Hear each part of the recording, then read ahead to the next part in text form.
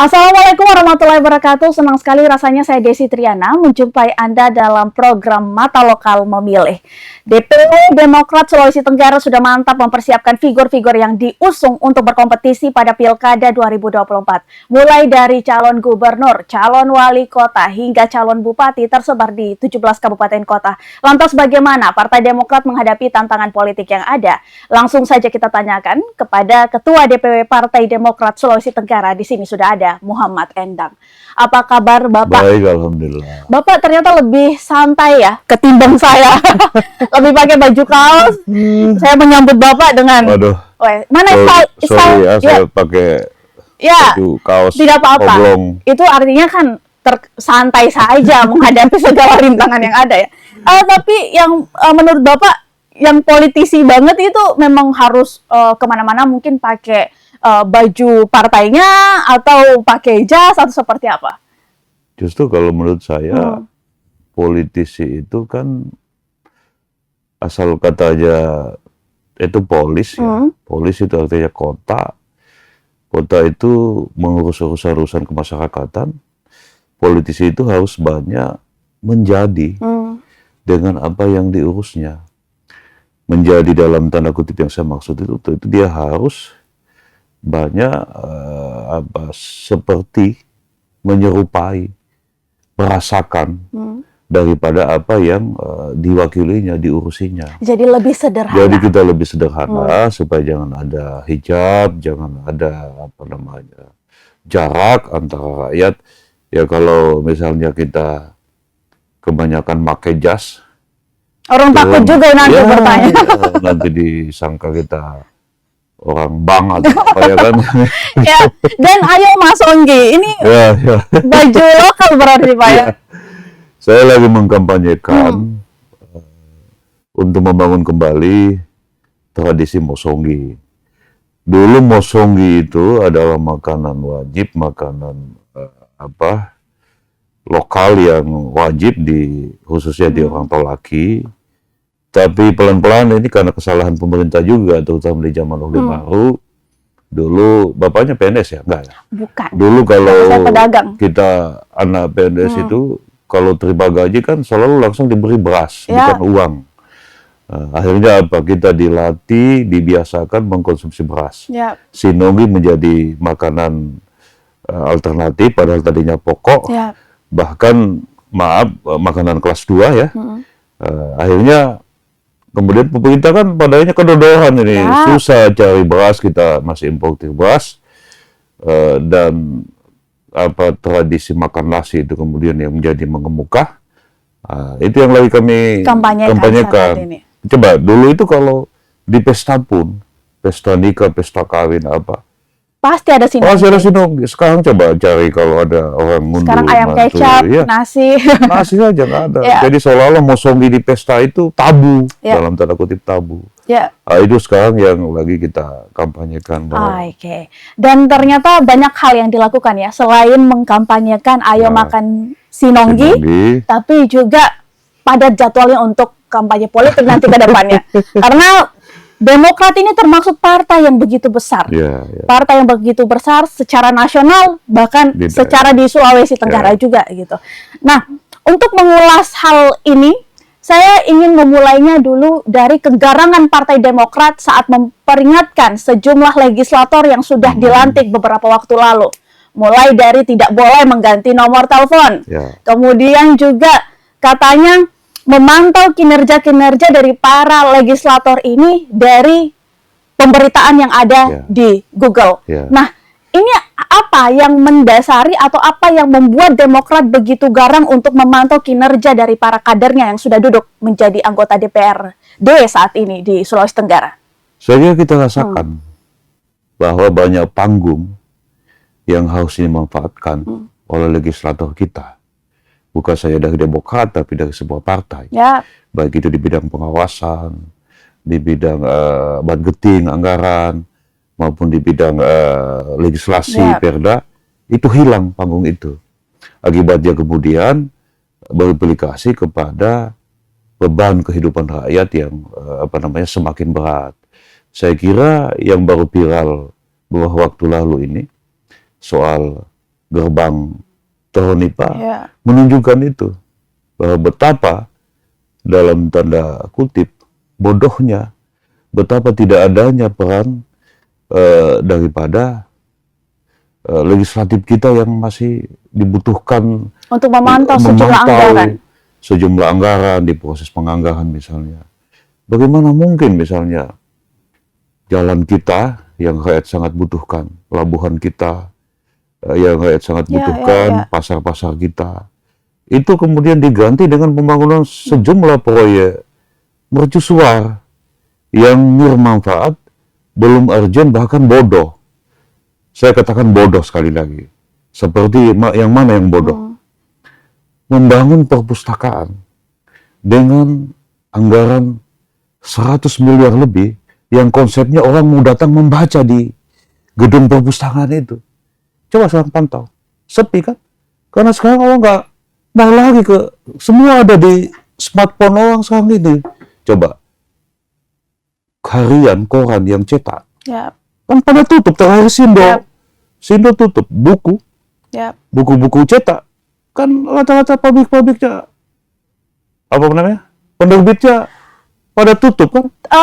Dalam artian bahwa apakah kebijakan pemerintah pada saat di masa lalu itu tidak memperhatikan update digitalisasi saat ini atau seperti apa? Iya, dan kurang update sepertinya. Dan DPRD tidak bisa cuci tangan dari itu. Karena produk bersama. Walaupun memang saya tahu ada juga yang diselundupkan. Saya lanjut misalnya. Bodonda itu bangun jalan wisata pakai rangka besi. Tapi harus dikonfirmasi lagi, Pak ya. Yang tonase jalan itu 20 ton ke atas. Yang seharusnya bisa dengan anggaran yang lebih sedikit, nggak apa-apa luasnya, nggak apa-apa. Saya hitung itu paling 120 miliar saja, 160 miliar paling banyak. Tapi jalan ke sana itu biayanya berapa? 1,4 T kurang lebih. Karena pakai rangka besi. Pertanyaan saya, ada nggak orang ke tempat wisata, ke pantai, pakai mobil yang tonasenya 20 ton ke atas, pakai tronton, pakai mobil 10 roda, kan paling tinggi pakai mobil 2 ton kan? Jadi bodoh itu anggaran yang 1 triliun itu ditumpahkan di situ. Bayangkan Teronipa tetap terbangun dengan jalan biasa, aspal biasa, mungkin kurang lebih 160 miliar saja, tetapi jalan-jalan yang lain, sisa anggarannya yang 1 triliun itu dipakai bangun jalan-jalan provinsi yang lain, jalan-jalan yang dibutuhkan rakyat. Tapi pada dasarnya terketuk juga kan akhirnya. Legislator menyetujui anggaran tersebut sampai akhirnya juga sudah terbangun sekarang. Ya, ada proses di situ yang mungkin belum diketahui oleh publik, yang mungkin pada saatnya nanti akan diketahui. Yang tadi saya katakan justru bukan aspirasi mayoritas rakyat, bukan yang urgen. Kemarin misalnya saya baca berita ada orang kecelakaan lagi di Wolasi. Ya, berapa ya korbannya? 1 apa 2 itu kemarin? Ada 2 korban. Ya, terlindas truk. Itu mungkin juga ada kesalahan pengendara, tetapi mayoritas saya lihat kecelakaan jalan terjadi di Sulawesi Tenggara ini karena jalan rusak. Jalan yang tidak memperhatikan keamanan pengendara. Tapi kalau kita berbicara persoalan jalan di Sulawesi Tenggara, saya rasa juga ini sesuatu hal yang tidak bisa kita nafikan karena di beberapa titik menjadi sebuah fakta kita melihat bahwa sederhana saja di area belakang kantor gubernur yang ibaratnya ini baru ruas 1 ruas jalan. Tapi dalam artian bahwa tidak tertangani, sementara ada pembangunan kantor gubernur yang alhamdulillah dulu dibatalkan. Konsep 21 lantai itu atas desakan publik. Tadinya 4 miliar, sekarang disederhanakan jadi 5. Nah, itu urgen nggak itu? Mana lebih urgen dari jalan? Ya harusnya ditanyakan kepada yang pengetuk anggarannya, kan lagi-lagi kan. Karena timbang-menimbang mereka, sekalipun ibaratnya masyarakat hanya melihat nih, hasil kinerja dari pemerintah yang sudah dikeluarkan. Kalau Ibu mau bilang bahwa saya ikut karena pernah di DPRD, ambil andil itu. Ini perlu saya klarifikasi. Sebentar klarifikasinya, karena kita akan periksa sesaat lagi. Tetap bersama kami di Mata Lokal Memilih. Iya.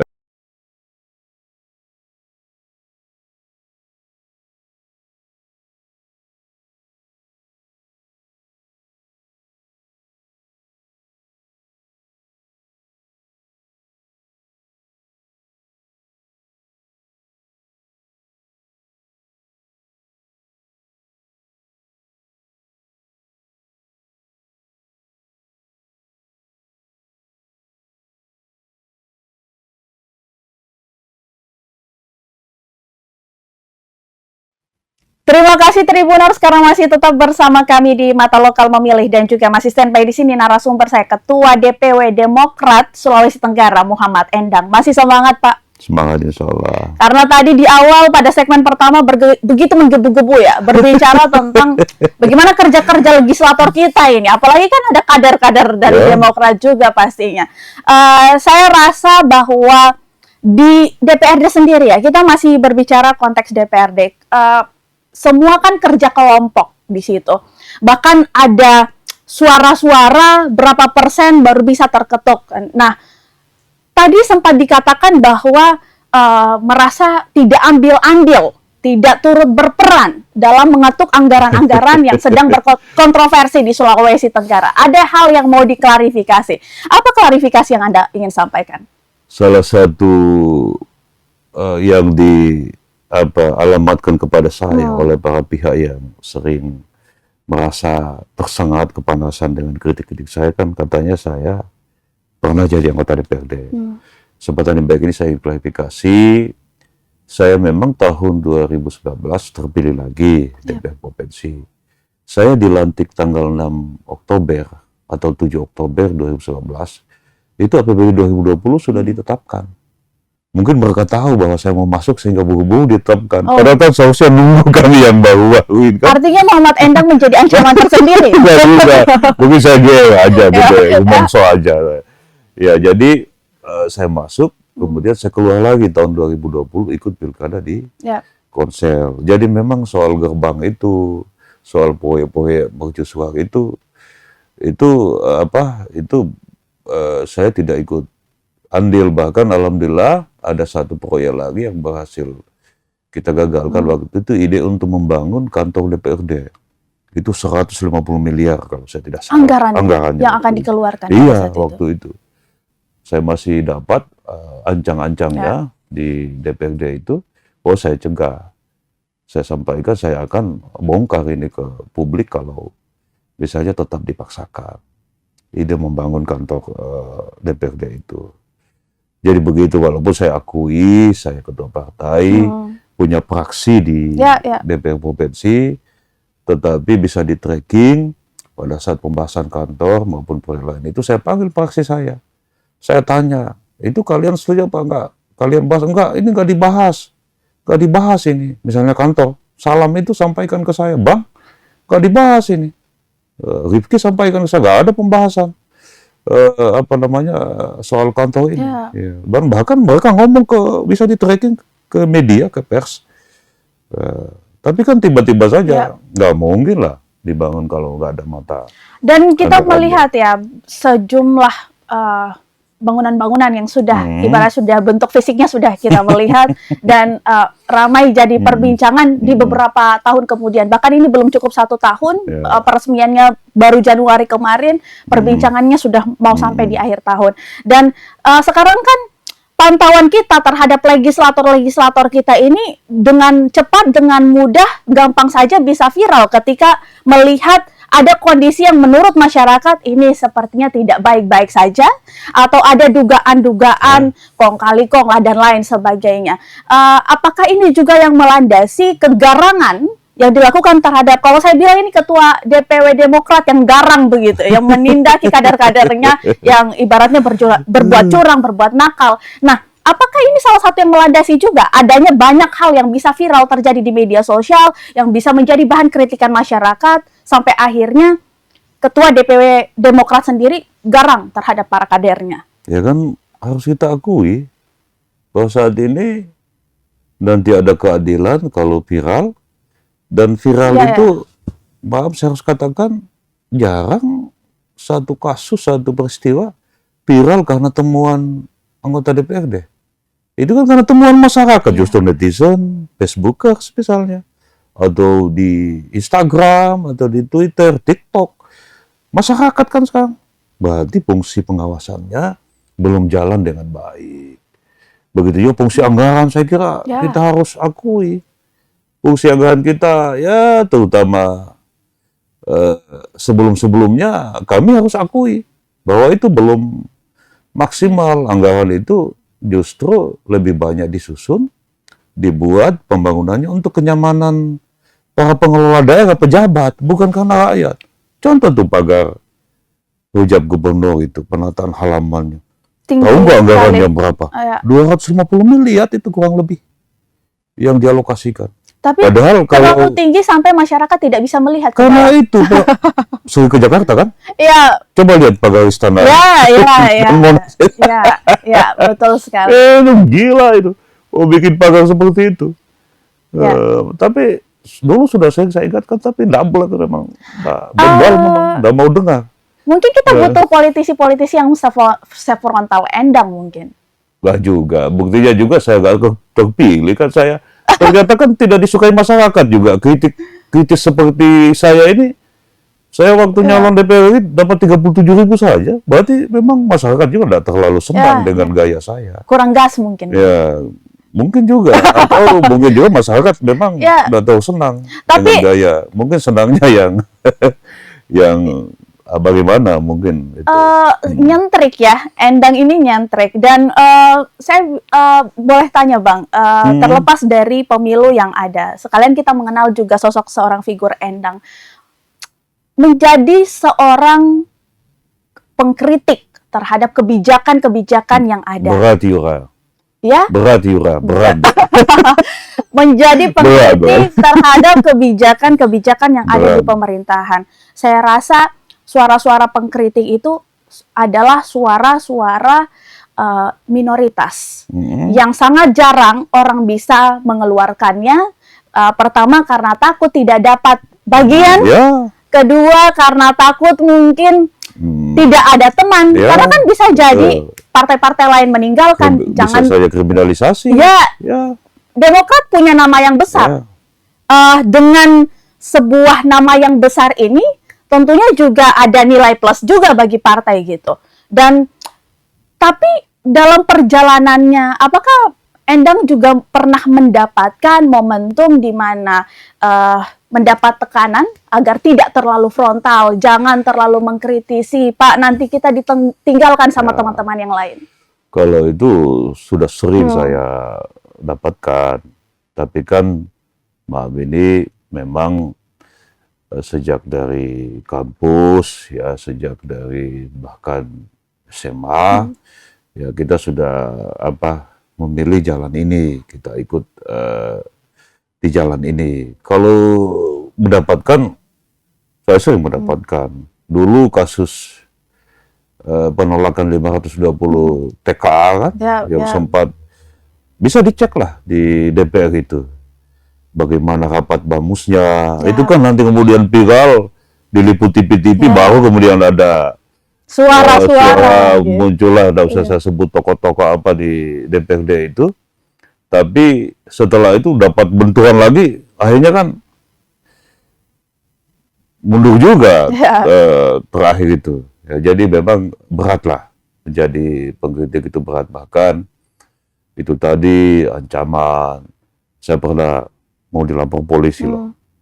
Ya, itu terlalu kalau lapor polisi itu kan pasti hal yang terlalu saat ini terlalu mudah gitu. Yang paling berat gitu.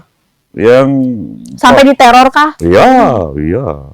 Diteror, di SMS gelap, dibikinkan akun palsu di Facebook, dibuatkan macam-macam. Bahkan dulu ada di UPA, tapi saya terima saja. Kalau saya mau ini kan bisa sebenarnya. Tapi saya terima saja bagian dari risiko. Saya dibilangi bodoh lah, cari panggung lah. Kalau uang saya, padahal saya bicara uang itu justru uang untuk rakyat. Uang rakyat itu. Jadi harus diketahui oleh rakyat itu. Makanya waktu itu ada yang bilang saya genit. Karena saya genit katanya, kalau rapat-rapat di DPRD, saya selalu live di Facebook. Padahal kan itu bagian dari akuntabilitas, bagian dari transparansi. Supaya masyarakat kita tahu. Dan kita berharap dari pantauan masyarakat itu, ada akses informasi, masyarakat bisa memberi peran, menyampaikan suaranya, bagaimana sesungguhnya yang diinginkan oleh masyarakat. Apalagi media sosial begitu gencar ya, jadi terbuka sangat luas, masyarakat juga untuk beropini dan lain sebagainya. Nah, ini juga menjadi salah satu hal yang menarik, karena seorang ketua DPW Demokrat Sulawesi Tenggara yang begitu garang ini memperingatkan kader-kadernya. Masih menurut dari Bang Endang sendiri melihat banyaknya kader-kader Demokrat saat ini, masih ada tidak yang menurutnya perlu dipulas supaya bisa lebih garang juga seperti ketua partainya, itu seperti apa? Saya kira bukan hanya Demokrat, di semua partai yang punya ALEG kita harus pastikan. Karena saya yakin kalau DPRD-nya benar, separuh persoalan kita itu sudah teratasi. Kalau DPRD-nya benar dalam penyusunan anggaran, dalam pengawasan, ya, dalam penyusunan legislasi, insya Allah separuh persoalan kita itu sudah akan teratasi. Walaupun memang ini juga perlu diketahui publik, posisi DPRD kita itu belum sama dengan DPR RI. Kalau DPR RI itu memang trias politika, pembagian kekuasaannya itu jelas. Jelas itu tidak bisa misalnya eksekutif melakukan sesuatu yang tidak setuju penuh oleh legislatif.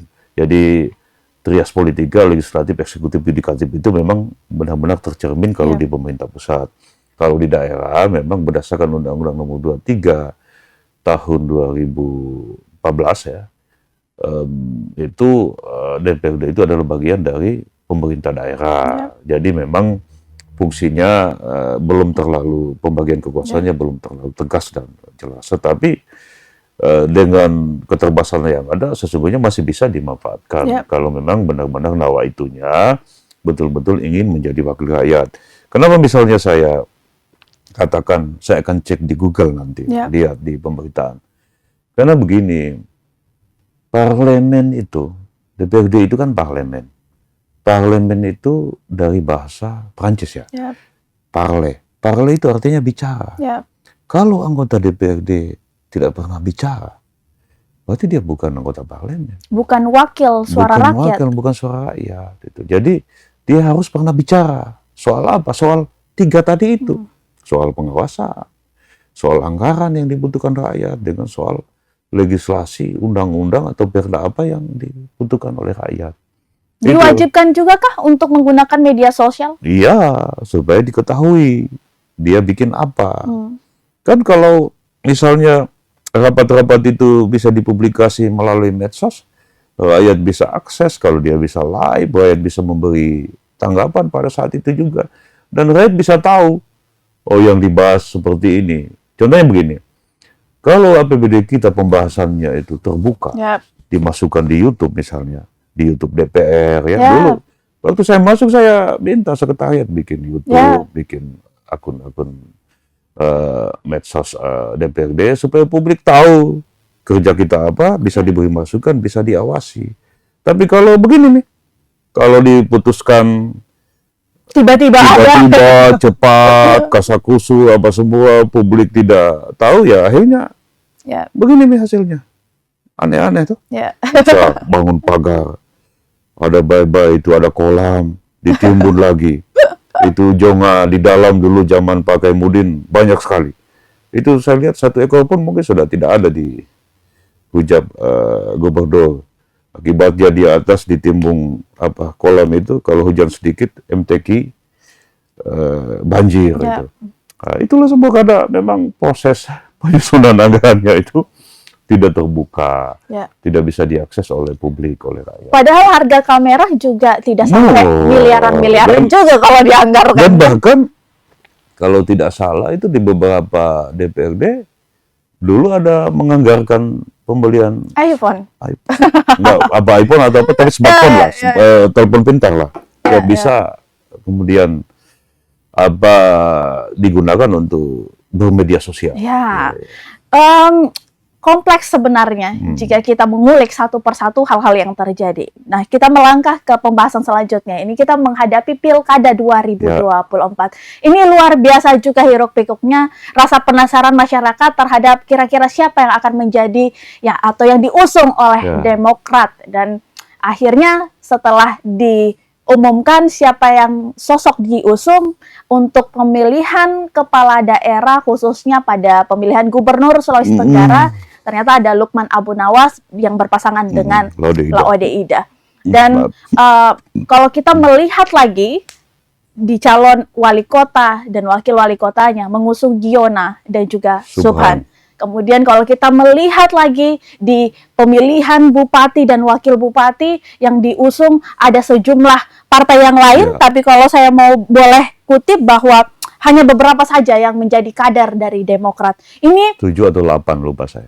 Iya, di antara 100 lebih ya sosok calon kepala daerah nantinya yang akan ikut berkontestasi pada pilkada ini. Dan kalau boleh tahu ya, sebelum kita bahas satu persatu, saya ingin tahu dulu, ada alasan yang mendasarkah kenapa Partai Demokrat sampai akhirnya memilih figur-figur yang lebih banyak ini mungkin di luar Partai Demokrat gitu, atau bukan kader atau non-kader? Ada alasan tidak?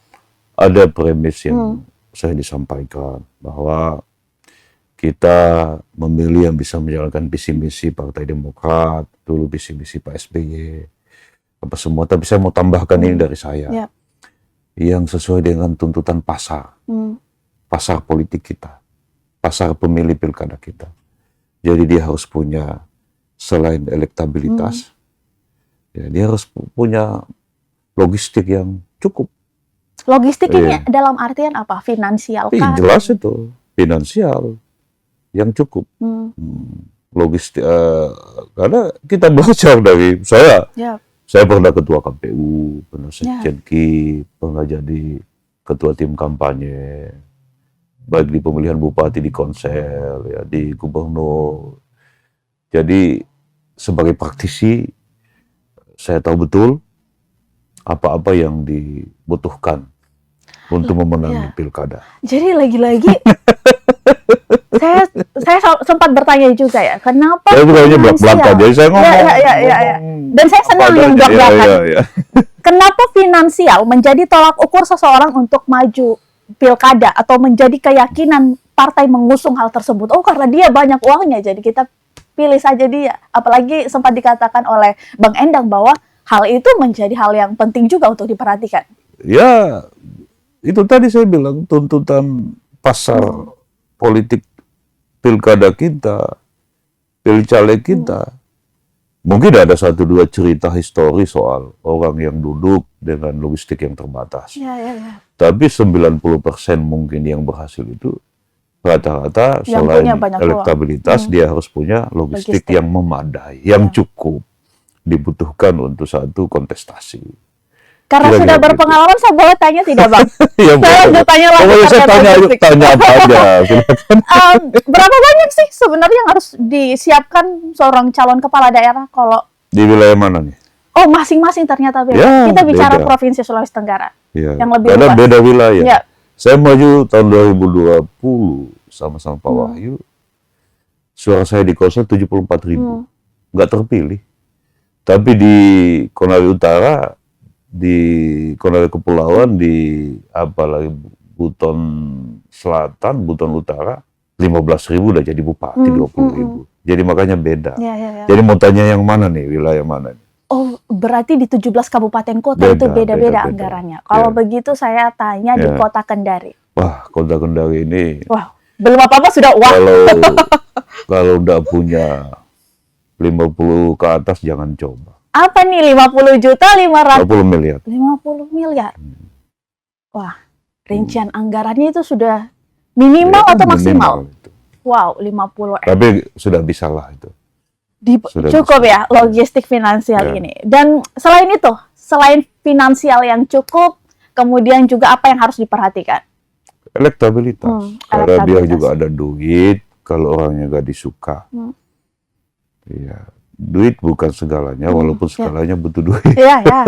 Saya juga butuh duit, Pak. Ya. Itu begitu. Jadi harus seiring, sejalan. Itu kesukaan dengan logistik. Rekam jejak? Figur? Jawab sendiri aja kalau. Identitas? Lihat aja sendiri. Nanti kan semua ini kan pelajaran. Semua ini nanti bisa kita lakukan pendekatan saintifik, keilmuan untuk politik itu pembelajaran. Pembelajaran.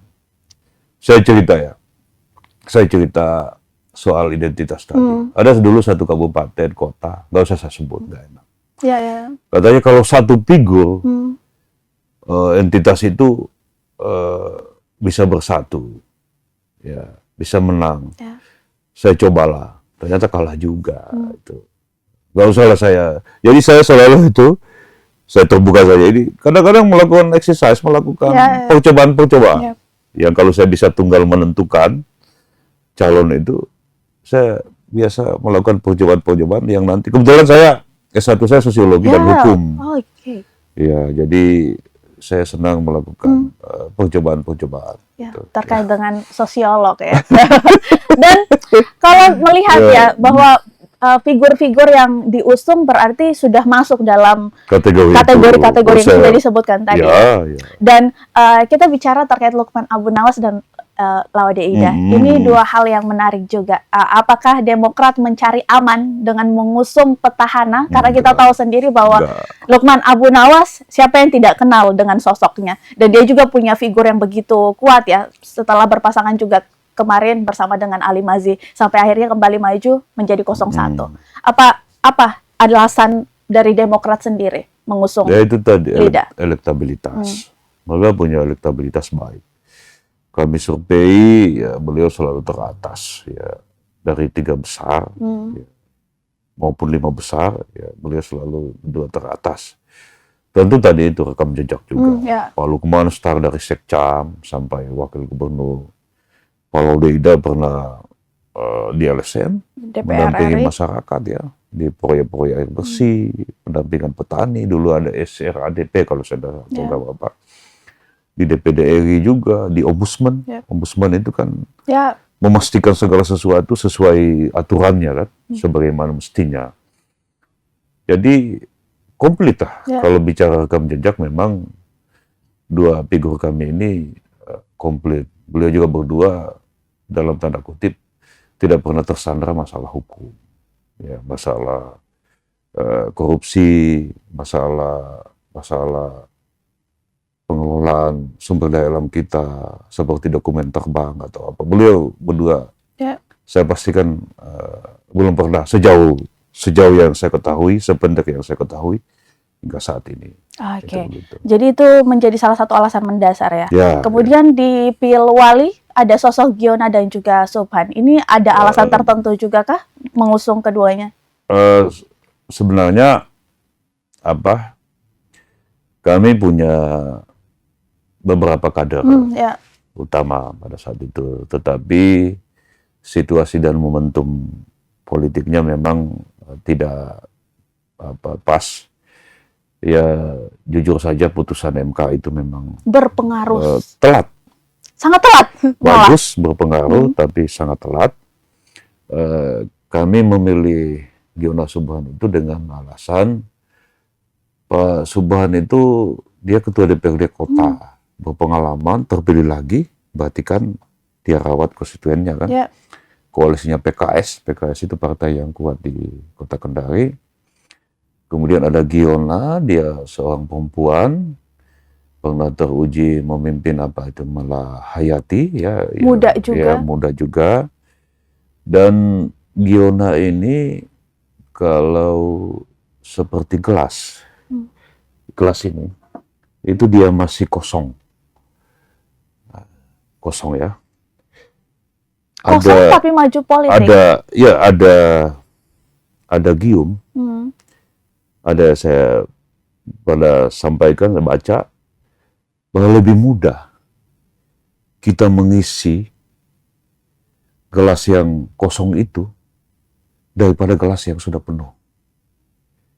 Orang yang sudah terbiasa menyiasati pemerintahan, susah untuk diajak bicara pemerintahan yang benar. Berarti sosok Giona ini masih polos-polosnya? Masih putih, polos, yang insya Allah kalau dia memimpin, saya lihat coba dia turun dengan pakai sendal, kadang-kadang bahasanya spontan ya.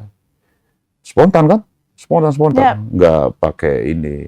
Kita lebih butuh, menurut saya, wali kota yang seperti itu daripada wali kota yang sudah pernah diberi tanggung jawab, misalnya sebagai apa, sebagai anggota DPRD, mewakili kota, memimpin lembaga legislasi di kota, legislatif di kota, tapi juga tidak bisa berbuat apa-apa, nggak ada juga suaranya. Dalam artian bahwa Giona natural apa adanya sebagai sosok figur perempuan yang bisa memimpin kota Kendari ke depan. Dia natural apa adanya dan bisa memimpin kota Kendari. Saya hanya minta ke dia waktu itu, kan dia manggilnya sama saya Om ya.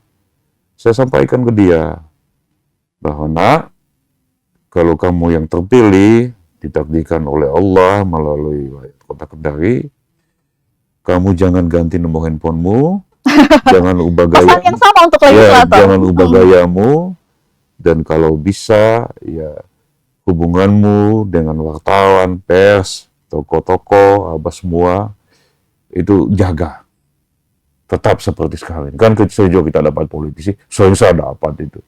Kalau butuh pintu, dia telepon kita, dia begitu terpilih.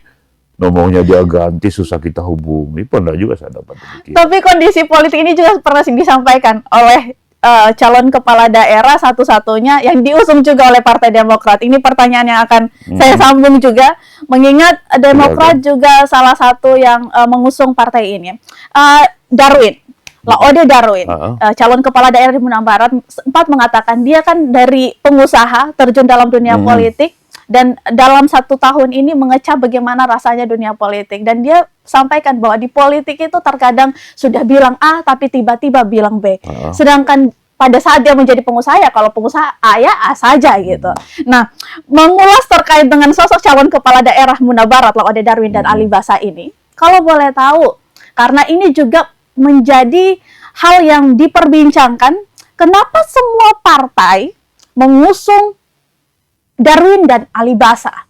Tidak ada figur lain lagi kah sampai akhirnya terciptalah kota kosong karena hanya figur ini saja yang maju dalam kontestasi Pilkada Muna Barat, dan partai yang mengusung juga adalah Demokrat gitu. Nah, ini saya mau tahu sih, maksudnya alasan dari Partai Demokrat sendiri. Kemarin kita sudah tanya kepada yang berkontestasi. Nah, sekarang saya ingin tanya kepada partainya. Kalau kami kalau nggak salah yang kedua ya setelah Golkar. Pertama kan Golkar ya. Tapi Golkar itu kan statement ke publik saja. Sesungguhnya kami yang pertama. Diupacarakan di lapangan bola di Guali kalau saya tidak salah. Saya ke sana, saya serahkan suratnya. Waktu itu kami tidak pernah menduga bahwa akhirnya ini mau kota kosong. Tapi kenapa kami saat itu langsung ke Pak Darwin, DPC lapor ke saya bahwa yang daftar ini hanya Pak Darwin. Kemudian saya lihat, Pak Darwin ini saya kenal juga, kan adik saya juga di Unhalu, di UHO sekarang ini. Kita ketemu, diskusi, selain saya tanya visi misinya, mau diapakan Muna Barat itu kalau rakyat memberi amanah ke beliau berdua, waktu itu belum dengan Pak Ali Basa, belum dengan wakilnya. Kemudian saya tanya juga, kesiapanmu gimana? Oh, saya siap lahir batin. Ya sudah, saya bilang. Udah, mau apa lagi? Jadi yang pertama menyerahkan surat tugas waktu itu diupacarakan di Guali, itu Demokrat itu. Ribuan orang yang datang. Lah bagaimana mungkin sudah berproses tiba-tiba misalnya apa alasannya? Jadi kami memang memilih selain yang memenang punya logistik yang cukup, karena memang yang mengikuti proses di Demokrat hanya Pak Darwin yang serius komunikasi. Kan nggak mungkin, saya terus terang saja, saya orangnya suka terbuka. Ada yang ketemu saya, dekat juga sama saya, adik-adik saya juga ketemu, bang saya ini mau ini. Saya bilang kamu telat. Di Muna Barat juga? Di Muna Barat, kamu telat loh. Kalau memang niat mau maju begini, kalau mau maju pilkada itu nggak boleh apa ya, harus serius. Karena wah luar biasa itu, saya sudah ikut kontestasi. Kalau tidak dipersiapkan dengan baik ya nggak boleh, mau diurus sampingan, mau diurus rampangan. Dan Darwin Ali Basa adalah pasangan calon yang serius. Yang serius, siap. Buktinya mengikuti proses di semua partai. Dan saya mau sampaikan, di Demokrat itu bisa dicek, mungkin se-Indonesia nggak ada kasus yang kalau sudah diberi rekom mau diganti. Artinya bukan partai yang berkhianat. Iya, nanti kami ganti kalau orangnya yang berkhianat. Kalau kami nggak ada itu ceritanya sudah dikasih rekom ke A misalnya, tiba-tiba mau dikasih ke B karena kami diupacarakan. Kan dia tuh diupacarakan, diserahkan langsung oleh ketum, bukan oleh saya ketua DPD atau ketua DPC. Nah, sangat menarik berarti perjalanan lika-liku yang mengawal. Ini Bang Endang sendiri ya, melihat Pilkada 2024 yang begitu hiruk-pikuk dan saya rasa sudah melewati pilkada-pilkada sebelumnya juga. Apakah ini yang paling dramatis atau seperti apa? Kalau dramatis sih nggak ada masalah. Yang kita khawatirkan jangan sampai brutalisme politik itu sebagaimana terjadi di Pileg, Pilpres, yang oleh sebagian mayoritas rakyat kita, masyarakat kita, pakar kita, intelektual kita, kampus kita sampaikan itu terjadi lagi di Pilkada. Makanya saya mintakan pilar-pilar demokrasi, termasuk pers, masyarakat sipil, ya, kampus, kita aktiflah mengawasi Pilkada ini. Kita dorong Pilkada ini untuk menjadi ajang pertandingan gagasan dan rekam jejak. Itu saya lihat juga kutipan quotes-nya di media sosial. Bukan adu pasali, amplop, atau adu konser saja. Nah, kita dorong itu. Adu konser tapi ikutan konser. Gimana dong? Konser juga dibutuhkan, tetapi jangan palagan pilkada itu seolah-olah dibawa ke sana.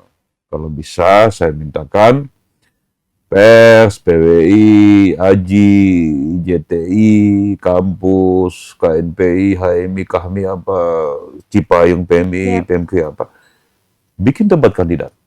KPU juga saya minta jangan satu kali saja debat kandidat. Kalau di kota ini, kalau perlu 11 kecamatan bikin debat kandidat, biar masyarakat kita, voters kita tahu apa sih gagasan dari para calon kita. Karena itu yang terpenting menurut saya juga, melihat visi-visi ke depannya, Sulawesi Tenggara ini mau dibawa kemana. Termasuk menguliti para calon ini. Menguliti, yang penting jangan dikuliti pribadi aja, tapi kalau rekam jejak karirnya, pada saat dia menjabat apa dia bikin, jangan sampai teriak-teriak. Ini padahal, ya, dikulitilah. Apa yang dia buat pada saat dia mendapat amanah, tanggung jawab dari rakyat. Kira-kira di antara banyaknya, tidak banyak juga sih sebenarnya, karena kader malah paling sedikit ya untuk kepala daerah, ada 7 dan lain. Demokrat kekurangan figur kah sampai tidak banyak kader yang diusung atau seperti apa? Kalau figur banyak, yang memenuhi itu elektabilitas dan isi tas itu. Lagi-lagi ya itu ya Pak. Tapi dengar-dengar Pak Laude Ida sendiri katanya sudah masuk Demokrat. Sudah masuk Demokrat. Jadi kader kesadaran sendiri. Kesadaran sendiri. Kan dulu sebenarnya Pak Laude Ida memang dekat sama Pak SBY. Dekat sama Pak SBY. Dulu bahkan beliau pernah dikritik di DPD hanya karena dalam tanda kutip membela Pak SBY yang menurut beliau dan mayoritas rakyat memang benar sikap yang diambil. Jadi ibaratnya Laude Ida kembali ke makanya waktu datang saya sempat welcome home. Rumah ya. Target pemenangan kira-kira strategi apa saja yang sudah disiapkan oleh Partai Demokrat sendiri? Ya, saya minta para kandidat untuk aktif turun ke bawah. Kalau diundang debat, diundang diskusi, datang, temui rakyat, ya jangan percaya saja kepada survei-survei, kemudian jangan hanya percaya kepada laporan tim, tapi banyaklah turun ke masyarakat, dan jangan banyak menjanjikan, ya, jangan banyak menjanjikan ke rakyat, tapi turun diskusi sama rakyat, ya, dengan mungkin situasi bagaimana di rakyat kita itu, ya itu tadi, datanglah mungkin dengan baju kaos oblong atau apa dengan rakyat, jangan datang pakai tas LV, pakai sepatu. Itu belum apa-apa sudah di-spill nanti harganya lagi sama netizen kan.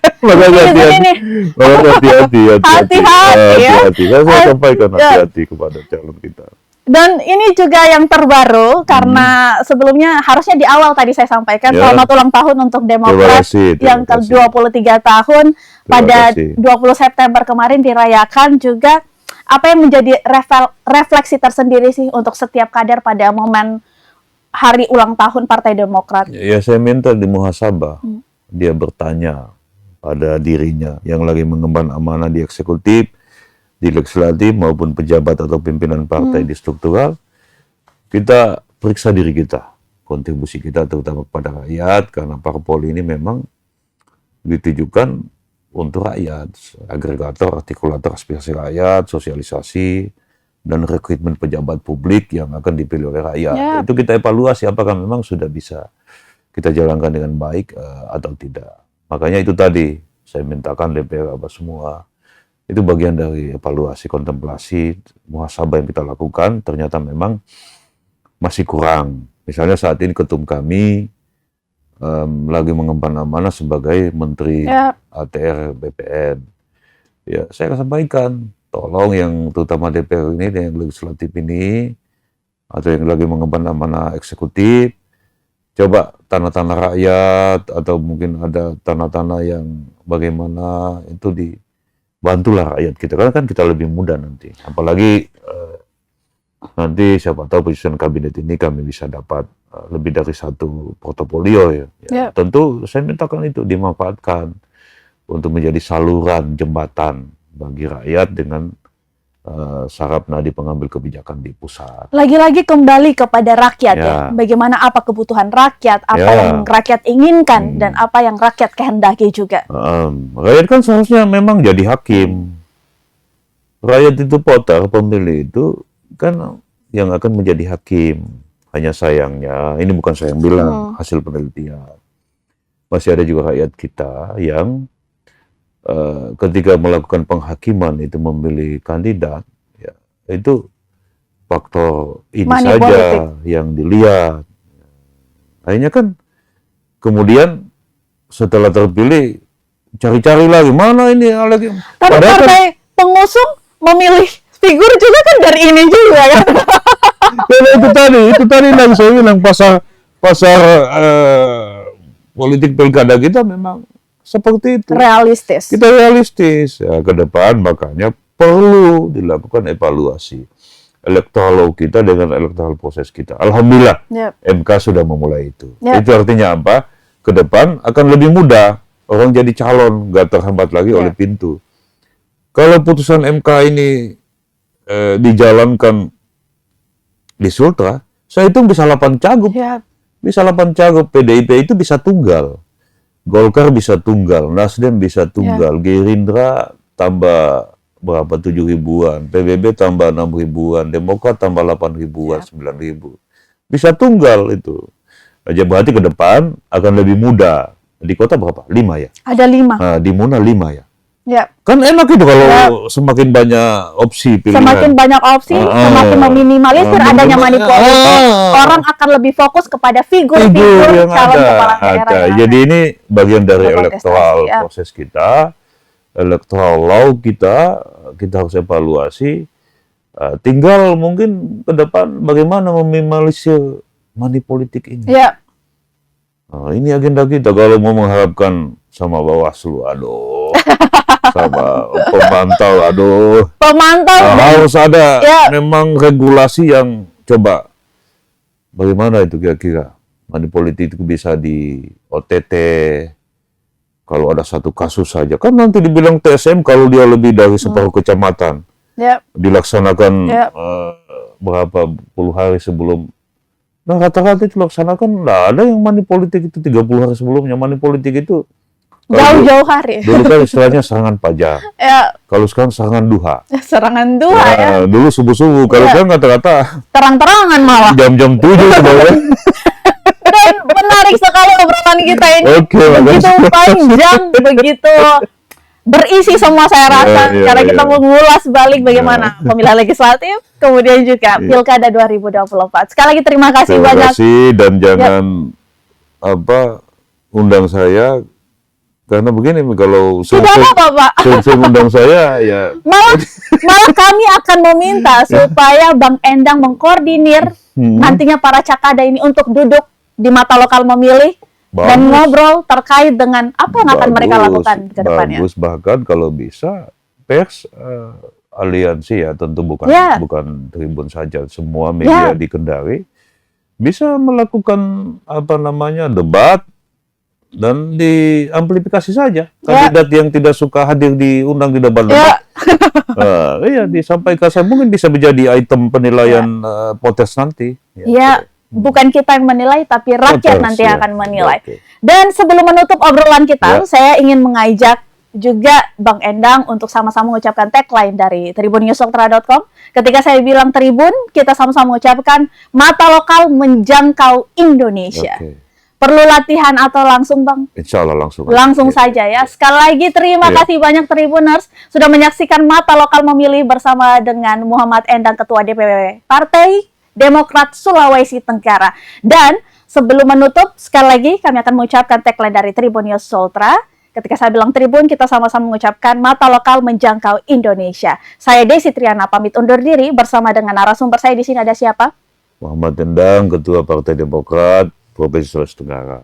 Sampai jumpa di Mata Lokal Memilih berikutnya. Tribun, mata lokal menjangkau Indonesia. Assalamualaikum. Waalaikumsalam.